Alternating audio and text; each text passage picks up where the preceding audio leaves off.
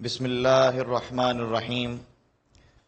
قال اللہ تبارک و تعالی فی الکلام المجید والفرقان الحمید، لقد من اللہ علی المؤمنین اذ بعث فیہم رسولا، صدق اللہ مولانا العظیم وصدق رسولہ النبی الکریم الامین۔ ان اللہ وملائکتہ یصلون علی النبی یا ایہا الذین آمنوا صلوا علیہ وسلموا تسلیما۔ الصلاۃ والسلام علیک یا سیدی یا رسول اللہ وعلی آلک واصحابک یا سیدی یا حبیب اللہ۔ اللہ رب العزت کی حمد و ثنا اور آقا دو جہاں حضرت محمد مصطفیٰ صلی اللہ علیہ وسلم کی بارگاہ بے کس پناہ میں ہدیہ درود و سلام کے بعد لائق ست تعظیم معزز و محتشم اساتذہ کرام اور میرے ہم مکتب ساتھیوں، آج بلا تمہید میں اپنی گفتگو کا آغاز کرنے جا رہا ہوں۔ آپ احباب کے سامنے میں نے جو آیہ کریمہ تلاوت کی، اس میں اللہ رب العزت نے ارشاد فرمایا کہ لقد من اللہ علی المؤمنین اذ بعث فیہم رسولا، کہ میں نے مومنوں پر احسان کیا کہ ان میں اپنا محبوب دیا۔ یہاں پر ایک بڑی قابل توجہ بات ہے کہ اللہ رب العزت نے الحمد سے لے کر والناس تک سارا قرآن نازل فرمایا، اور سارے قرآن میں کسی ایک مقام پر بھی نہیں فرمایا کہ میں نے تمہیں کوئی نعمت عطا کی ہے تو یہ میری اس نعمت پر یہ میرا احسان ہے۔ آپ الحمد سے لے کر والناس تک سارے قرآن کا مطالعہ کریں۔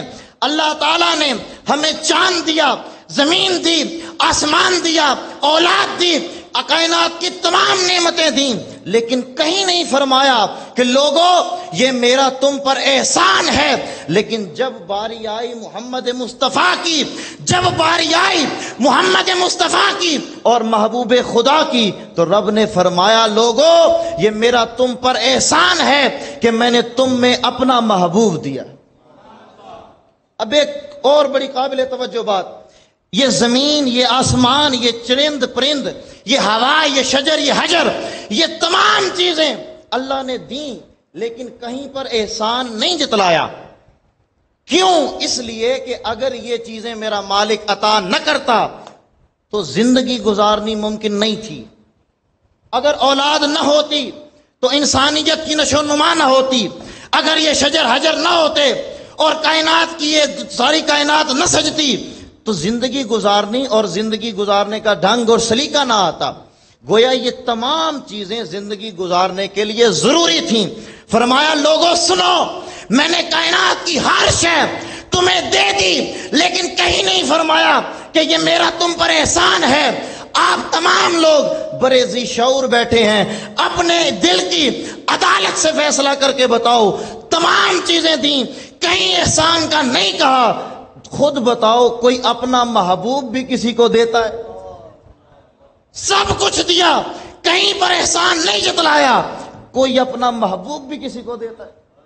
اور پھر وہ محبوب دیا کہ جس کی قسمیں خود خدا نے قرآن میں اٹھائیں، جس کے شہر کی قسمیں خود خدا نے قرآن میں اٹھائیں۔ اور یہ وہ محبوب کہ جب، اور یہ ایک لفظ احسان پر ذرا توجہ فرمائیں کہ یہ جو لفظ احسان ہے، دیکھیں جب رسول اللہ صلی اللہ علیہ وآلہ وبارک وسلم دنیا میں تشریف لائے، تو آپ جب دنیا میں تشریف لائے تو اس وقت عرب کا کیا رواج تھا؟ بیٹیوں کو زندہ درگور کر دیا جاتا تھا۔ عرب کا معاشرہ جہالت کے عروج پر تھا۔ عرب کا معاشرہ کیسا معاشرہ بن چکا تھا کہ وہاں پر جانور تو کجا، انسانوں کی عزتوں کا خیال نہیں رکھا جاتا تھا۔ اب جب جہالت اپنے عروج پر تھی، تب میرے رب نے اپنا محبوب اس کائنات میں بھیجا، اور بھیج کر فرمایا یہ میرا احسان عظیم ہے۔ اور یہی احسان عظیم کو پھر اعلیٰ حضرت نے اپنے شعر میں یوں بیان کیا، اور تم پر میرے آقا کی عنایت نہ سہی۔ اور تم پر میرے آقا کی عنایت نہ سہی، ارے نجدیو کلمہ پڑھانے کا بھی احسان گیا۔ ارے اور تو رسول اللہ کے آنے کا کوئی مقصد تمہیں سمجھ آیا یا نہیں آیا؟